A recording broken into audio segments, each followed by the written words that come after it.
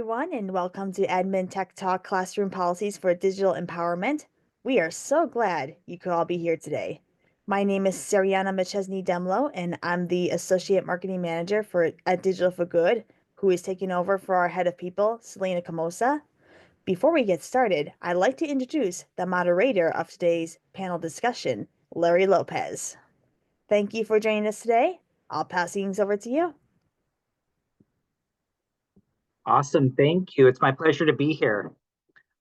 Just a little bit about me. I'm an assistant principal. I've spent almost 20 years in education from a variety of roles of activities director, principal, and now I'm at a TK through 8 school, which I'm really excited about. So super happy to be here. We'll go ahead and get started.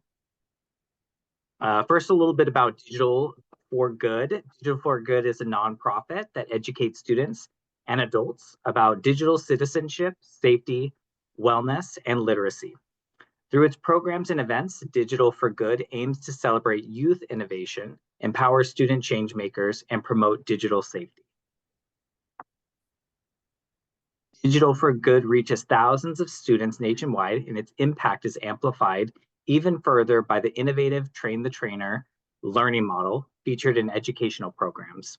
This model empowers students with the tools and training needed to mentor their peers in safe, responsible use of digital technology. As the foundation of Digital for Good's work is the idea that students are the core of the solution to online toxicity. When something happens on social media, students are the first to see it. The more we can do as administrators and educators to train, guide, support our students, the more likely they are to take positive action. Joining me today are our panelists. First, I'd like to welcome Barbara McCormick from St. Teresa's Academy as academic principal.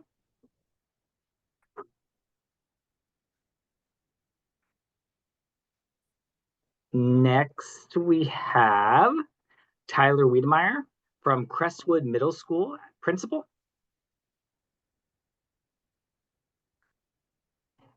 And our third panelist, Chad Sussex, Winterset assistant principal and AI task force leader. As a reminder, the event is about 60 minutes long. We'll be holding Q&A session after the panel discussion. So if you have any questions, please feel free to put them in the chat. In the interest of time, we might not get to all the questions today, but we may include them in a future webinar. Without further ado, let's dive into today's discussion. We'll start with the first question, and Barbara, I'm going to have you start us off with the conversation. The first question is, what tech tools do you find most useful to use in your current role? Well, thank you for having me. Looking forward to this conversation today. And so I kind of pondered that question. One of the tools that I'm using quite frequently right now as we venture into AI would be Microsoft Copilot as well as Google LM Notebook.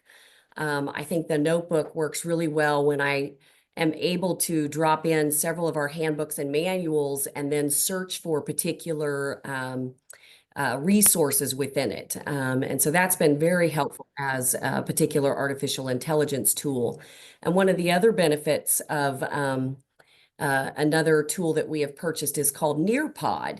And so we use that for adult onboarding. And so we're able to create some video scenarios as well as information pieces that have some Q&A and kind of reflection pieces. So it allows us to expedite some of the onboarding process in an online manner at a more individual personalized pace. So those are a few of the tools. I know there are many more, but I'll leave you with those. Awesome, great. Tyler or Chad, any sort of tools that you are finding most useful in your current role and that you wanted to share with the group who's watching?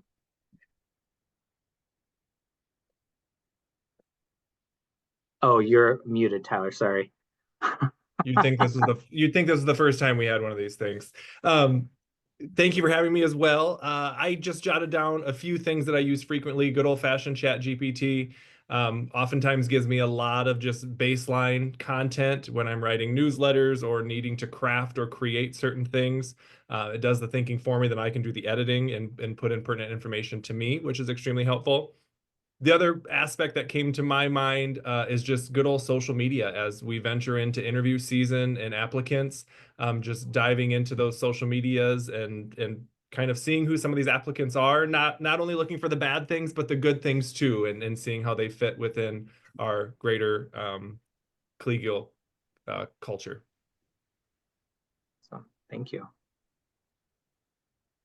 Thank you for having me and welcome everybody. I'll start off with, I would say, Magic School, a really good AI tool. We happen to subscribe to it, but there's so many great features with the tools that I can use for some, just regular efficiency tasks. And I'm really a big fan of a new technology. They released the RAG, or Retrieval Augmented Generation, where you can upload a document and kind of query with it about creating things. So, like a student handbook or a curriculum, that kind of thing. So that one's a really powerful tool for us. Smart Pass, a digital hall pass system.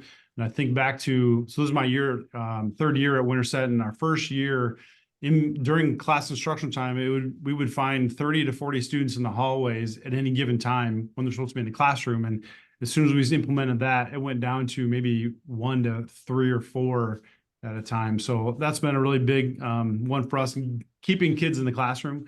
And then Canva, I love Canva, from things to create for Student of the Month, honors, a collaborative newsletter with our principal. So that's a really great tool as well. Awesome, great. Thank you guys for sharing. And then just a follow up, Magic School, is that one that you pay for, or is that free for people? Just a little Both. info. Yeah, Oh, but there's a free version for teachers. There's some obviously features that you don't get, so kind of that freemium sort of thing. And then since we pay at the enterprise level, there's different various things with reports and whatnot that we can have at that access level, customization of tools and whatnot. So both are very good. Even the free level, I mean, teachers will still rave about all of its tools and features. oh, great. I love sharing of tools and things that people are using. So thank you guys for sharing. That was great. Any other thoughts before we move on to our second question? This was just warm up round. I just wanted to throw in on top of Chad's Magic School AI, we used Raina. So we did buy the enterprise version as well for our school. And so we're doing a lot of curriculum mapping and writing and standards-based and student outcomes. And boy, you can really utilize that tool if you upload like the National Gen Science Standards, and then you upload your teacher's lesson plans, and then you ask it the right questions. It'll drive it down to those student learning objectives. So we've been really crafting and playing around with that this year. Oh, that's a great one. I actually wrote that down and put a few stars next to it. All right, we'll go ahead and move on to our second question. And Tyler, I'll have you start us off with this question. In what ways is your school or district adjusting school policy to ensure that students are digitally literate in today's society? And maybe if there's something specific that you can speak to about this, or if it's coming up in conversations, maybe you can share about that as well. Yeah, I think one of the things I noted as I was processing, when we went one-to-one, schools are really the keeper of the information, and we disseminated that to students. We taught students how to use devices. We taught students how to use the programs that we wanted them to use. I feel like the script has flipped a little bit, and schools can't keep up fast enough with the change in technologies, social medias, all those pieces. And so I think that really forces us, and in a good way, to let students take a little bit of the lead. We have a student leadership group that does a great job of keeping us informed, sometimes purposely, sometimes not purposefully, on just things that are going on and different tools that are out there to use. And that forces us to stay informed and connected as well. I also think keeping parents informed on some of these changes, and we can hit this in a little further question about that, but just making that kind of community approach, allowing students to take that lead. They're often the ones that know about it first, and then figuring out how we can swing that into the school system as that has changed, where we are no longer the holder and keeper of all information. Students will get there first. Great. Awesome. And I love that you brought up, even the communication to families and how we keep in correspondence, because that seems to always be changing. Used to do the robodials. Now there's so many other ways of communicating as well. Chad, I saw you took yourself off mute. I thought you might want to pop in and say something. Well, I suppose I'll kind of share a little bit about maybe the AI side of things and whatnot. So I kind of think back to the late spring of 2023, after obviously ChatGPT came out, and our district decided to form an AI task force. And so we, had teachers volunteer to be part of that non-paid role. And in that committee, we kind of outlined two major things to start with, and one of which was creating a district AI policy that addressed a number of things, around academic integrity, proper, responsible, ethical use of AI technologies, and you could say any digital technology, really, responsible, ethical use. And so we tackled that, and then also a vetting system that we use to kind of help teachers understand which tools are good or not good. And we developed a system that we have in which we vet it and then communicate those resources and let them know if that's a tool that's better suited for their own teacher professional use, and if it's a technology that they might use with students in the classroom, go through training them how to use the tool itself, but then also the right way to use the tool. So we've been very intentional with those side of things. So we have a board approved policy with that. And we've just been really intentional with how we're asking and working with teachers to incorporate the use of AI when they feel it's appropriate or would like to try it out. We don't push or encourage it, but we have a lot of teachers who kind of have adopted that mindset of using it the right way. And it's worked out really well with the number of students and teachers, I feel. And it's been a very positive piece within our district community. That's great. And just to follow up with that, as far as like taking a lead and creating sort of like a district initiative committee, how long has it been since you guys have started? I think you mentioned it, but I'm just curious, like, it seems like you guys have gotten a lot of work done in just the short time that you guys have been together. When did you say the committee was formed? So we initially inquired with people probably May of 23, and then we had the 15, 16 teachers volunteer for it. But I would say more in August of 23 is when the task force got together and started to do the work. And so for almost, a year and a half, 2 years almost, I've just been doing a whole lot of things with all of that. And I mentioned the policy and the vetting system.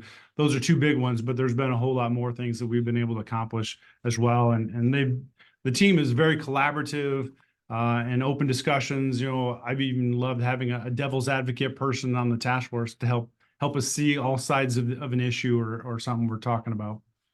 That's great. Thank you. I was going to jump in and just add to Chad's statement, because back in 2001, we started one-to-one, and with that, we have student pilot programs. So students have been involved in always the decision-making process of the device that's been purchased for student use at this institution.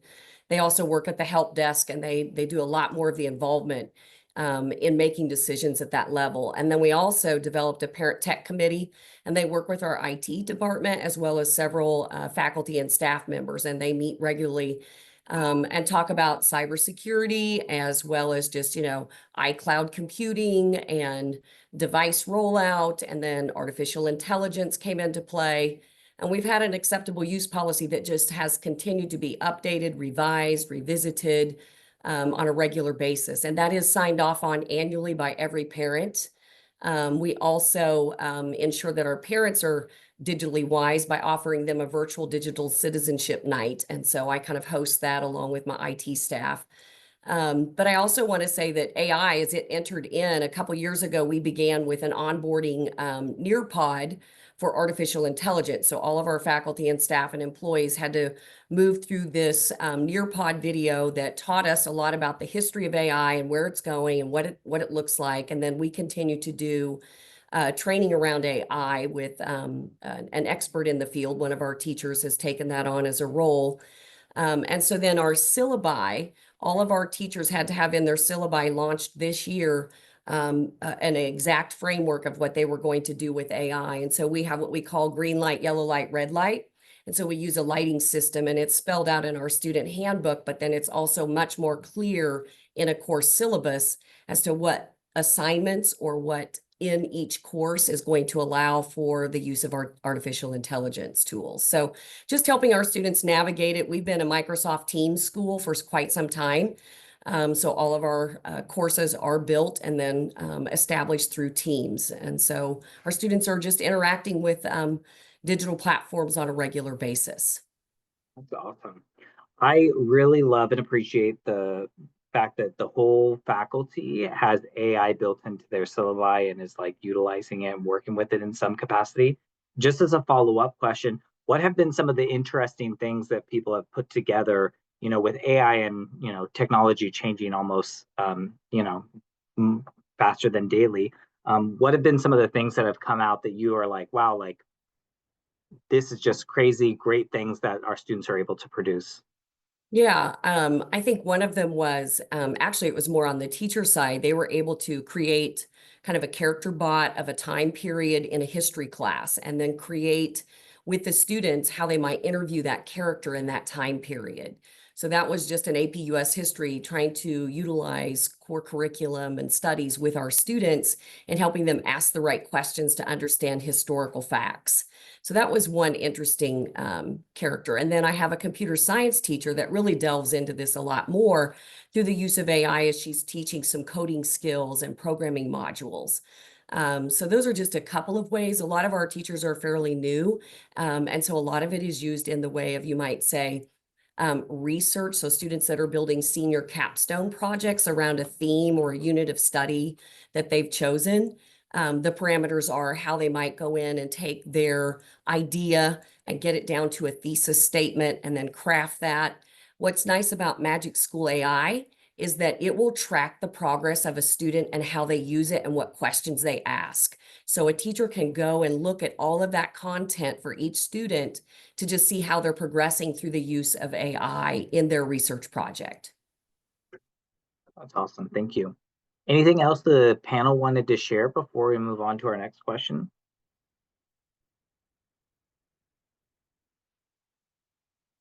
All right. Our third question, and Chad, you'll start us off for this one. What suggestions do you have for administrators wishing to educate families and collaborate with communities to ensure the appropriate use of technology? I think it's a great idea to have as many voices at the table. And, if you're going to have, let's say, host a night in which you're going to share about a technology or teach family, community members about technologies, getting that feedback from them is obviously first and foremost, so they receive what it is they're looking for. But yeah, getting those voices at the table, student input, and maybe even having students participate in some of that training. Can have an introduction, some breakout sessions, but getting those voices at the table, I think, is a really big part of it. What it is they're wanting to see, hear, learn about, and then being very communicative about the things that you're doing within the district, whether they're around policies, things that you're trying to introduce with students in the classroom, and things of that nature, I would say.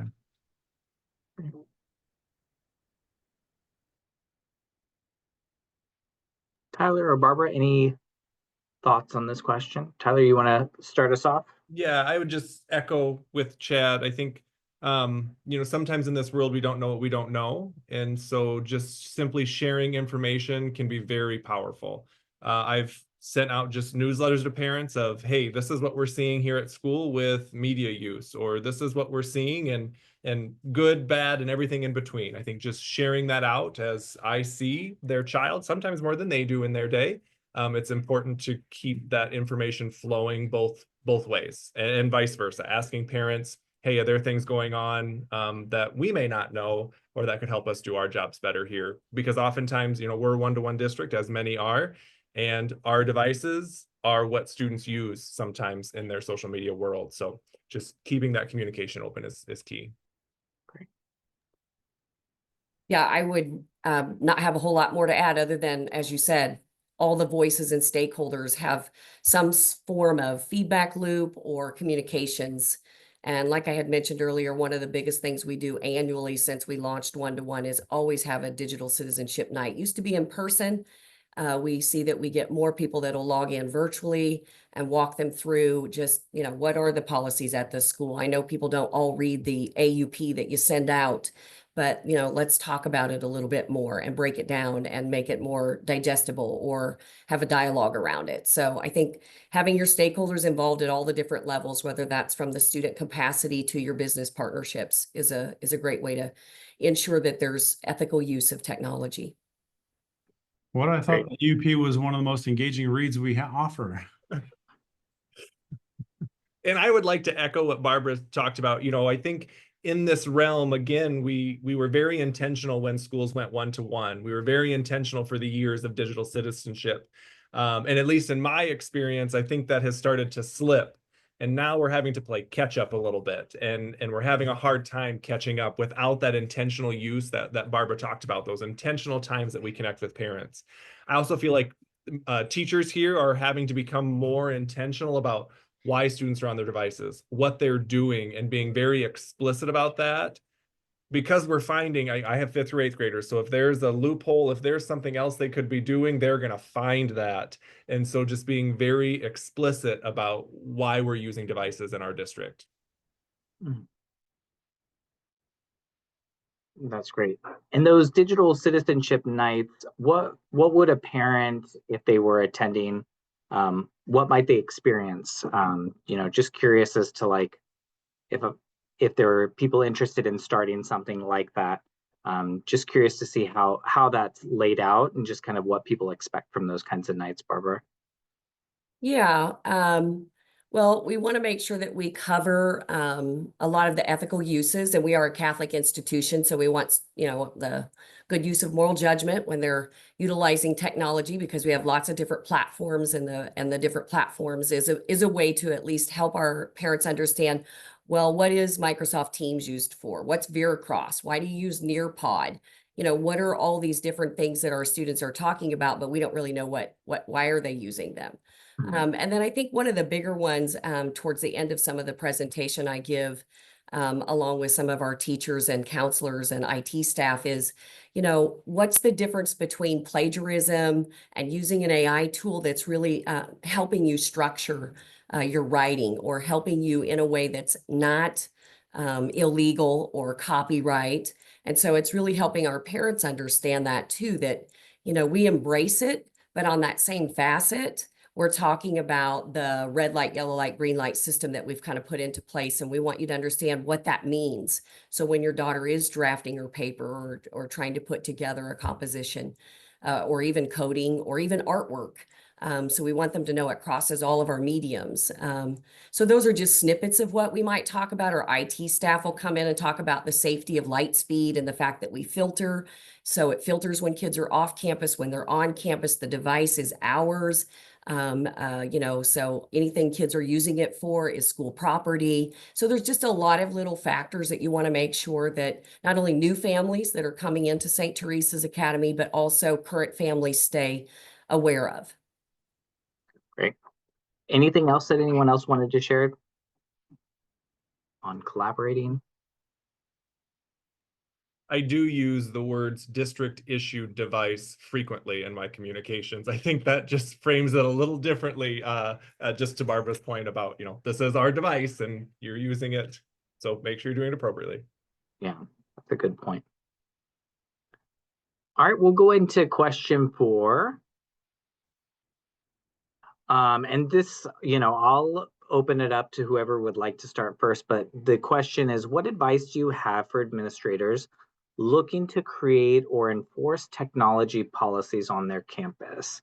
We've talked a little bit about some of the initiatives that have been started, some of the committees and things. Anything that you guys have that has been a perfect example or something to look at as far as people wanting to like tackle a certain issue, and maybe like what specific issue you guys feel like has been tackled or is a work in progress, I guess?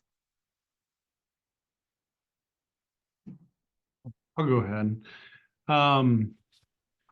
So like on the idea of the the plagiarism cheating with the use of AI. So we've before the beginning of this school year, we kind of brushed up our academic integrity part of the handbook so that it was a little more clear and understandable, and and communicated that part out. And then kind of at the beginning of this school year, I would say we saw a little bit more of a spike in students using AI for inappropriate use. And so we decided to track it a little bit, only because we felt we were kind of missing a piece on the area of communication among teachers across different classes. So we might find a student would use it inappropriately in English, and that same student would do that in social studies, but we didn't have that communication layer in place for when we're starting to see those patterns, developed by students who would use that inappropriately on a more regular basis. So we use that to kind of help us start those conversations a little bit, communicate with families when we were starting to see those happen a little more frequently.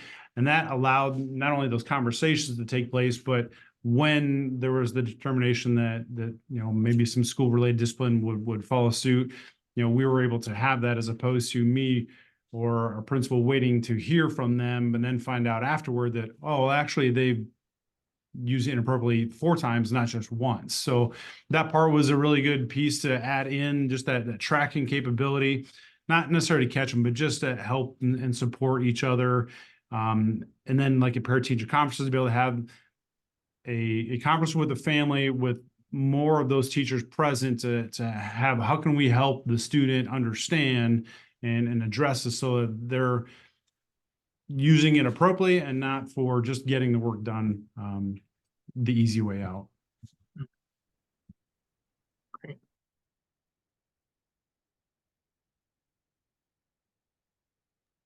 I might just add, I know I'm located in the state of Missouri, and I can see that the cell phone policy is coming down, I think, from the state as far as regulation on all districts having a cell phone policy at the classroom level.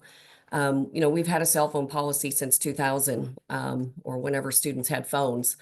And it's not been a policy of ban the phones. It's been a policy of inviting them in and helping students learn how to manage them, and dialoguing with parents and students and teachers about what's that look like for you in your classroom, or what does that look like for in this learning space. And so that's a continued topic at our institution, as to whether, do we really need a policy that's black and white in every classroom that looks the same, or do we have some just negotiating power within our classroom setting to manage the cell phone device? And at this point, our teachers are managing it, our students are managing it, and I'm not saying they're all managing it well, but I am saying that, it's a skill students need to develop. And again, I'm dealing with 9th through 12th graders. So, you might see a 9th grade classroom where they're actually using shoe pocket holders, and then you see another classroom that's AP biology seniors, and they don't even have their phones out because they're in their backpack. So you just see some gradual growth of maturity. But again, to create that policy, to begin with it, to look at it, it really involved all the voices of those that would be involved. If you're going to call a parent on a cell phone use, then you're going to want parents to know what your policies are, or you're going to want them to be involved in how you make that policy. And then it's going to move over into your, disciplinary process, and where does it follow along in that sequence of events. So I know that's just one technological policy that I'm talking about, but I do think in the state of Missouri, some of the schools are and maybe schools across the nation are struggling with it, just as, depending on the age and grade level of students that you have. Yeah, no, I think that's a great thing to bring up, because I know, moving from the high school, it always felt like, what's our cell phone policy, and like, how do we enforce it? Because it sometimes feels just so big and like such a huge undertaking. So I appreciate you bringing that up as an example. And I love the idea of like, how do we also use it as a positive tool in the classroom? Tyler, additional thoughts or things that are coming up for you with this question? Yeah, I just want to echo both, because I appreciate districts like Chad who have kind of started and maybe done some of the legwork for districts to follow. I had a superintendent that would often say, let's be cutting edge, not bleeding edge. where we can follow suit with some of these districts, and that helps a lot, right? We don't have to reinvent the wheel all the time. We have to make it applicable to our district based on others. So I thank districts like Chad's. And to what Barbara said, I wrote down, to what problem is this the solution? And I often refer to discipline pieces as the silly putty analogy. If you ever had silly putty in your hand and you try to squeeze it really hard, it's going to come shooting out of every space it can be. And sometimes technology policy is just that, right? If you do too much squeezing, all you're going to do is have to chase the parts that leak out. So how can we work with all entities to make it part of education, right? Hey, here is why we don't want you to have your cell phones in class. Here is why when your cell phone goes off in your pocket, your cortisol level spikes. And so this is why we'd like you to keep it in your backpack. And so just building some of the education around the why can help enforce those policies that we create, and get better buy-in. And I agree with Barbara a ton, right? Developmentally appropriate. And that looks different across all ages. But we also need to educate why it looks different across all ages, because man, my 5th through 8th graders are really good, fair policemen, and they want to know why it looks different. And so again, just communication and education and all of this goes a long ways. That's great. And I think, one of the things that you guys all touch on is just how do you build culture where the idea is, we don't want to. We're more interested in the lesson or what's going on in the classroom than we are about what's on our phone. And so I think that's a huge piece that I'm hearing from each of you guys. So thank you. Any other additional thoughts or things that are coming up for question 4 that you want to share before we move on to our final question? All right, we're going to go on to our last and final question. How does your school or district, and here we are talking about it again, combat hot button tech issues like cell phones on campus? What things have you found the most effective? And I know, Tyler, you talked a little bit about this, and since you're off mute, maybe you want to start with this question since it was something we started talking about with the last one. Yeah, and like Missouri, Iowa has some legislation coming down about potential, cell phone stuff. And while that's scary a little bit because you never know what we're going to have to enforce based on what's coming down, that does often help, right? It gets the conversation started. And so I do appreciate that.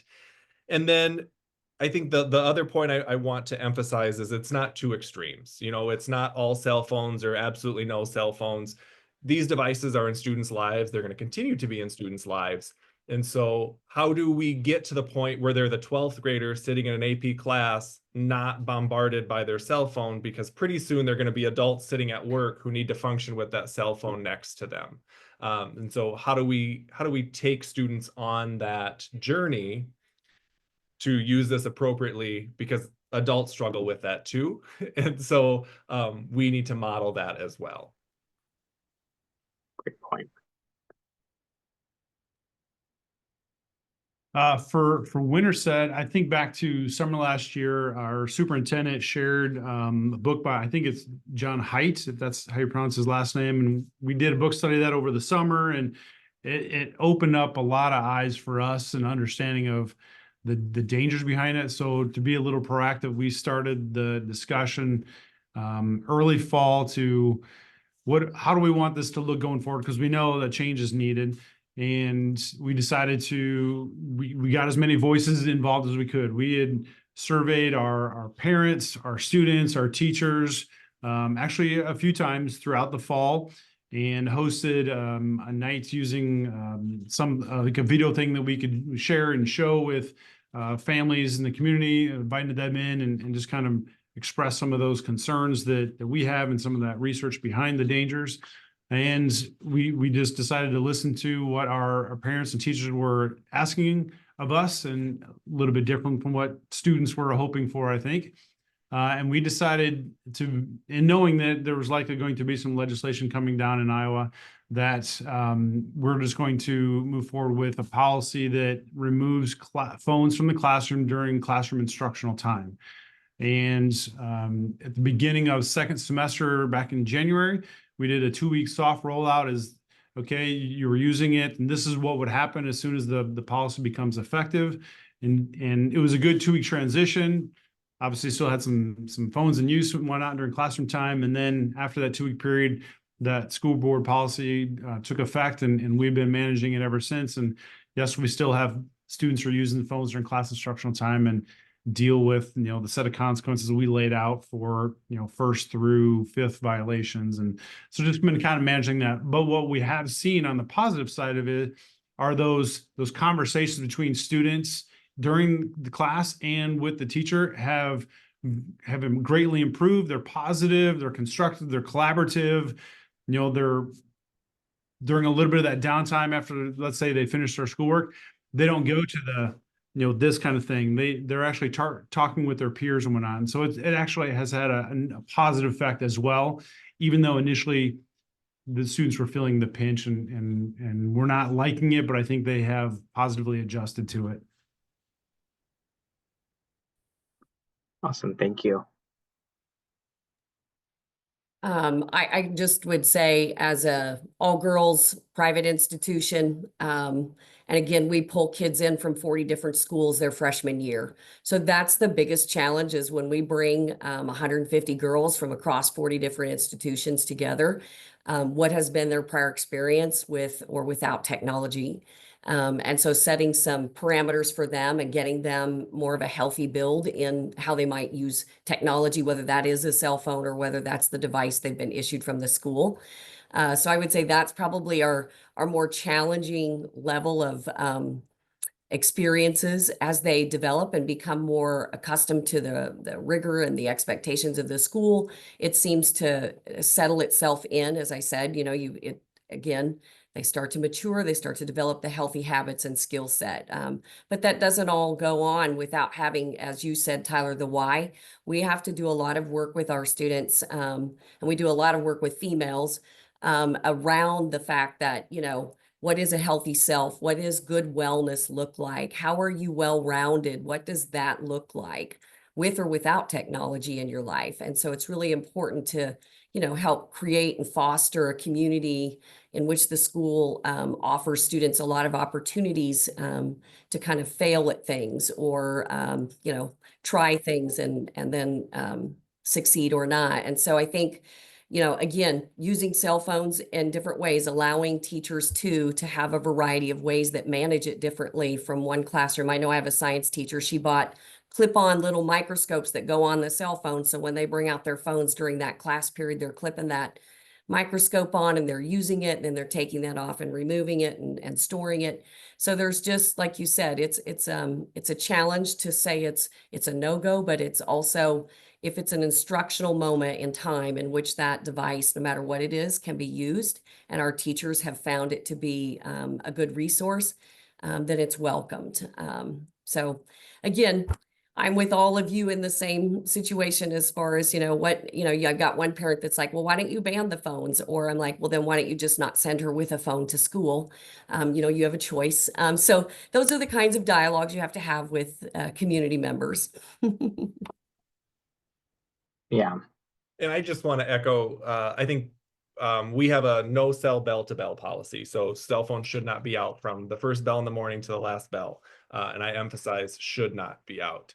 And one of the biggest notices that we had, so we're kind of a K-12 district. We have some connected buildings, and so you can definitely see that journey of education. My middle school lunches, where students were not on their cell phones, while much louder than high school lunches, but they were having that conversation, they were having that dialogue. And, the next lunches of high school were quieter, but there was definitely more of that. I'm just in tune to what's in front of me. I'm probably talking to the person sitting next to me, but I'm doing it digitally. And so I think it goes back to kind of what we value. And if we value student conversation and face-to-face conversation, how can we set a policy up to create more of that in our buildings? Yeah, that's a great point. And I think, I heard the phrase a long time ago and I use it a lot, is culture is what we allow. And so I think just like some of the things that I heard is consistency, and just like, I think students appreciate when there's consistency across the board and they're not feeling like they're targeted or anything. And then something that I think has been resonating with me with these conversations is how do we bring in families and make families a part of the conversation? Because I think that's the struggle is, we can only do so much at school, but how are we working with our community partners to make sure that we have alignment both at school and at home? So really appreciate that. I know this is always a hot topic. Any other thoughts on cell phones or anything before we move into Q&A?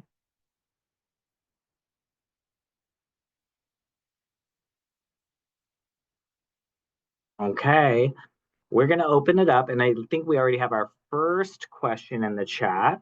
So I'll go ahead and read it aloud in case anyone can't see it. So if your school does not have a robust policy, what are some good non-threatening questions to ask to see good conversation happen around the issue as a parent? So maybe like from a parent perspective, you have some concerns over maybe cell phone policy or anything like that. What might be some good starting points or suggestions for them to maybe like pry or ask questions to help guide the conversation? Any thoughts from the team?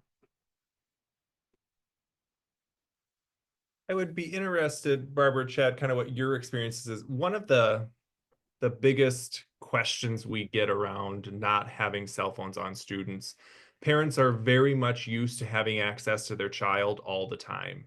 And this fear that if the child doesn't have their cell phone, how will they be able to get a hold of them? And I think, some of that goes back to the education of, if you need something, call the office, we can find your child quite quickly. I think a lot of times in the uncertainty of, threats to school, we want that connection, which is very understandable as a parent, right? I want to, if I'm having that, if I can have that on a daily basis, why would I want that taken away?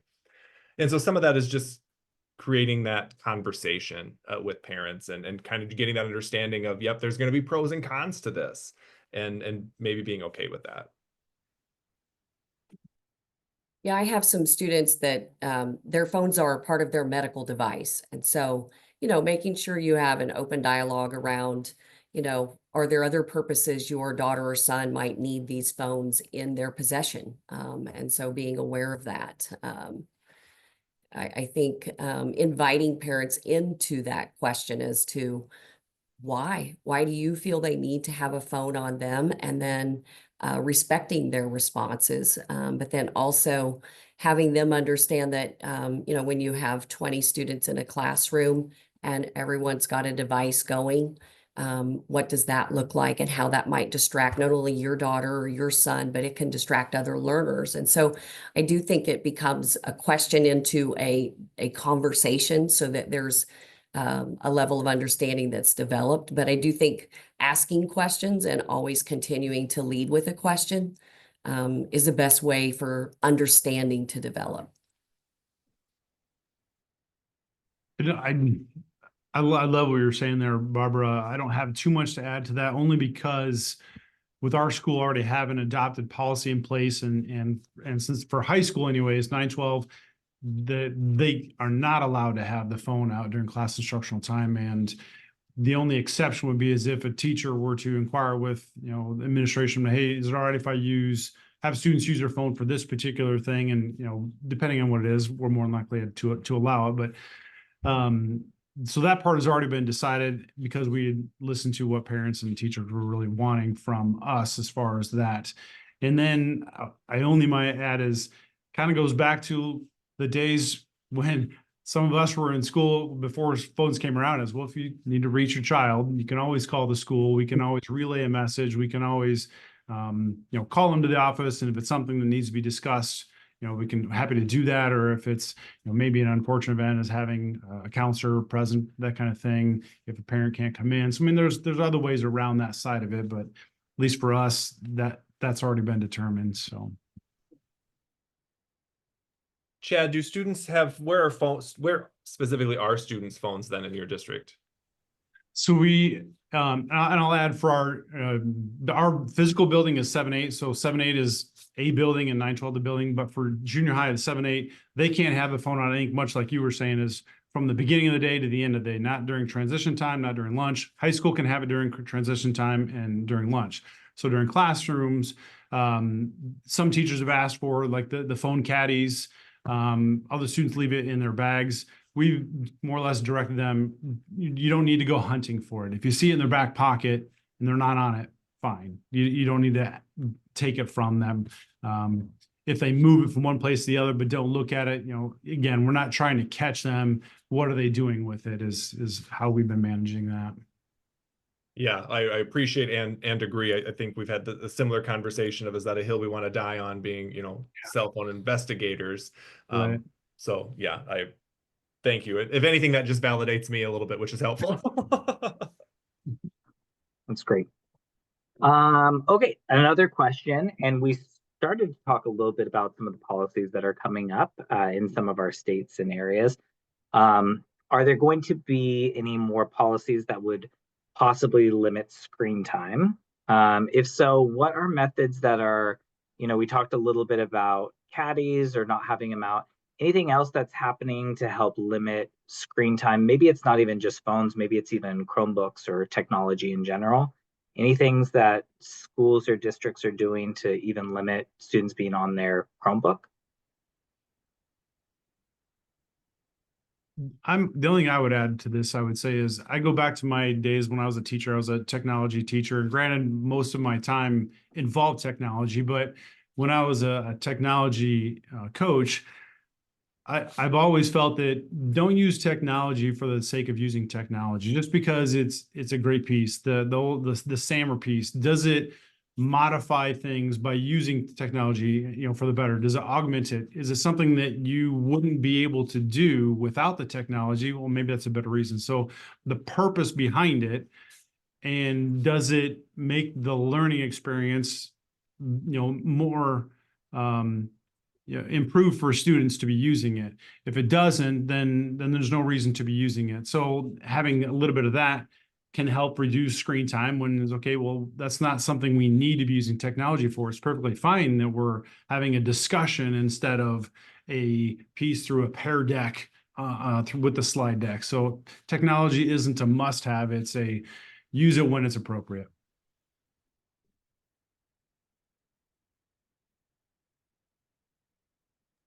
I echo amen to what Chad had said. And I think even helping teachers not feel pressure to use it unless it is going to be intentional. I think much like my diet, everything in moderation is okay. And technology is similar in that.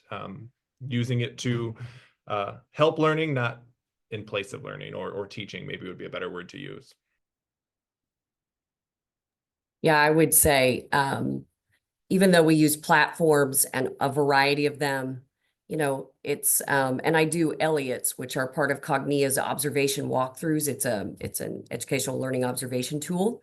And so when I'm doing those Elliott's and walking in and out of classrooms, there's a question on the digital use. And you will see some classrooms where the digital technology is not even out and being used. Or if it is, it's being used more of a note taker, or the handouts are delivered through an electronic device. And so the kids have their pens out and they're using them, but they're creating their own content and solving problems. They're not sitting and using screen time as a consumer of information, but as a creator of their own thoughts and ideas. Good point. I like that, consumer versus creator. All right. Another question we have here, and this, we talked a little bit about parent and community events and technology and stuff, but the question is, do you have education awareness events for community on what safety online looks like using Snapchat or some of these other features that could be dangerous? How do you work and educate your families and community on just the dangers behind these, or what has worked in the past, I should say?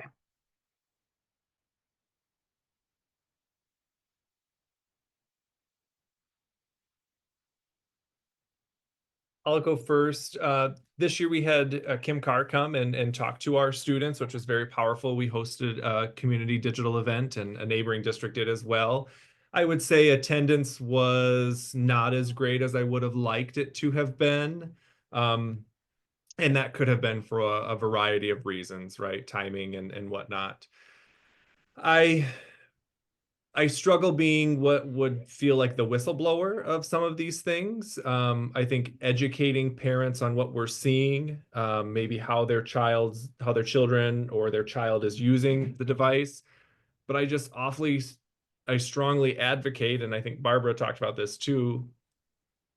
If we gave them the device as the district issued device, then I'm going to be more intentional about what's happening on there. I didn't buy them the cell phone. And while I'd love it if discipline issues didn't involve cell phones, because that'd make my job a lot easier, that's not the case. But it's kind of that balance, right? I'm not the parent of all parents, but I can try to be communicative on what I'm seeing. Does that make sense? And maybe I'm speaking in circles. No, No, it makes sense. Go ahead, Larry. No, I was just going to say, we get what you're saying. Go ahead, Barbara. It was nice to hear you say that, because you're right. We don't have the energy or manpower to police everything out there in the world. We don't even, I mean, our students, if they bring a device to campus, it can't connect to our Wi-Fi service. We're not going to allow that. We just don't go that far.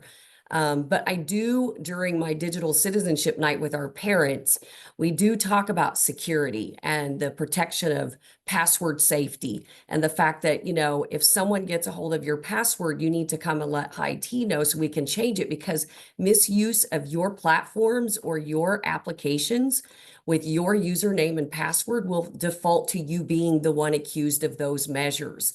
So helping students and parents understand that security level, and the fact that, if you're going to go to the coffee shop and connect, you are on an unsecure line. So we go through some of those measures when we talk to our parents during our digital citizenship night. But beyond that, as far as, like you said, safety measures on social media, we do talk about that through our health and wellness, as well as our college counseling. So as a way to talk to young girls about, when you get into the professional world or you're looking at college opportunities, how you behave on social media and online platforms, even in our Dart News Online, can be reflective of who and where you will end up. And so just helping our students navigate it from more of an approach to, how do you want to be represented? How are you taking care of yourself? And so we look at it from that angle.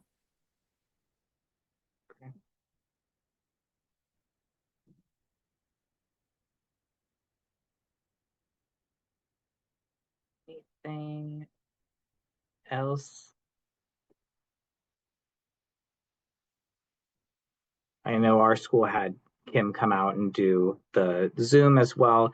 Very interesting. Even things like when you snap photos and then it tags your location and stuff that I had no idea about and families had no idea about. So even just utilizing the resources here is huge. So I appreciate you calling that out. And then the last one is just a question about filtering at schools. And this I'm not too familiar with, as far as I know we have filtering systems, but as far as students doing research on devices, any ideas or suggestions or things that, as far as like filtering or, filtering sites or things that are working to keep students from not looking at things that they shouldn't be looking at on their Chromebook or devices? I'm sure we all have that, but I don't know if anyone has like specifics or have worked with their IT department on some of those logistical things that they want to share. Yeah, I would just re-mention Lightspeed. That is the software product that we have purchased that filters both on campus and away from campus. And then we have some other internal filters that they'll look for words. I think it's called BARD. I'm not sure. The other principal does more of the work with the IT on this particular part, but it will look for words that kids are searching through the internet searches or in their Google Drive documents. And so if we think that a student is searching for something that might be suicidal or threatening, it can search those words out for us, and then we can pull in a student, have a conversation, or look more deeply at what lesson are they being assigned. So are they doing research? So we do have some filter systems, and we, again, during our digital citizenship parent night, I inform them that these tools are there and we utilize them for the safety measures of your children. I wonder if what you're referring to, Barbara, Bark, is that maybe it? That look at. So that's one that I know we appreciate and value because of its the way it's set up, the communication piece. So whether it's a threat, if it's a suicidal type of comment, it's routed accordingly to who can help support that student or at least inquire. There are obviously times where some other student gets a hold of someone other's laptop and puts something in and it's nothing, or a legitimate classroom research piece and it seems concerning, but when you talk to them, it's like, oh yeah, that's a project they're actually working on. So the Bark piece is a great one to have. And then I believe our teachers are using GoGuardian as a way to kind of monitor devices within the classroom. And then if they need to block a student because of what they're doing on at the moment, or block them all at once, or at least just be able to observe and see from at any point within the classroom to help manage that and just make sure everyone's being safe. So that those two pieces have been very beneficial for our district. Great. Okay. All right. I don't see any other questions in the chat. And I think I'll go ahead and turn it back over. But I just want to thank our team for being here and sharing their insights of their schools, and just much appreciation. So thank you guys. It was my honor and pleasure, Larry, and well, or should I say, Josh and I's honor.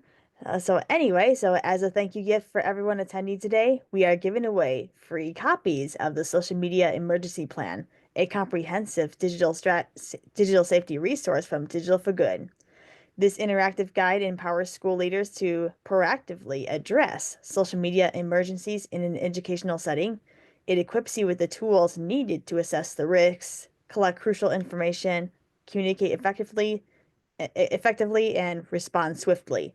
With this plan, you can confidently handle cyberbullying, campus threats, and many other harmful online behaviors, ensuring the safety and well-being of your students and staff. You can download the full plan for free at the link onto the slide. And if you'd like to upgrade the plan, there is a supplementary video course available for purchase, which provides detailed guidance on how to effectively implement the plan at your school or district. Okay, and as we close, I encourage everyone to sign up for our next Admin Tech Talk on May 6th, which will feature brand new topics for discussion. You can also scan the QR code on your screen to get updates on even more great events and free resources from Digital for Good. And thank you all to all of our speakers for joining our discussion today, and thank you to our audience members for tuning in. We hope to see all of you at the next Admin Tech Talk on May 6th.